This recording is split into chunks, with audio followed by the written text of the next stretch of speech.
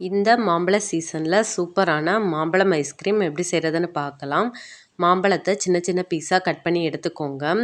நல்ல இனிப்பான மாம்பழத்தை எடுத்துக்கோங்க. ஐஸ்கிரீம் ரொம்ப நல்லாயிருக்கும். இதை ஒரு மிக்ஸி ஜாரில் போட்டுக்கலாம். இதோட இனிப்புக்கு சர்க்கரை கூட சேர்த்துக்கலாம். ஆனால் மில்க் மேட் சேர்த்தா ரொம்ப டேஸ்ட்டாக இருக்கும். மில்க் மேட் சேர்த்துக்கோங்க. உங்கள் இனிப்புக்கு தகுந்தவாறு மில்க் மேட் சேர்த்துக்கோங்க. கூடவே ஃப்ரெஷ் க்ரீம் சேர்த்துக்கலாம். ஃப்ரெஷ் க்ரீம் சேர்க்கும்போது கடைகளில் கிடைக்கிற மாதிரி ஐஸ்கிரீம் ரொம்ப டேஸ்டியாக இருக்கும். இதை நல்லா அரைச்சி எடுத்துக்கோங்க. இப்போது நல்லா அரைச்சி எடுத்தாச்சு. இதை மோல்டில் ஊற்றிக்கோங்க.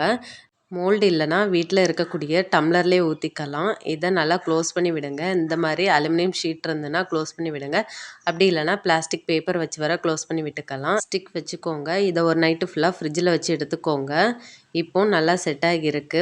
லைட்டாக ஒரு டம்ளரில் தண்ணி வச்சு இந்த மாதிரி நனைச்சி எடுத்து பாருங்க. சூப்பராக வந்துடும். நீங்களும் இந்த மாதிரி ட்ரை பண்ணி பார்த்துட்டு எப்படி இருந்துன்னு சொல்லுங்கள். தேங்க்யூ.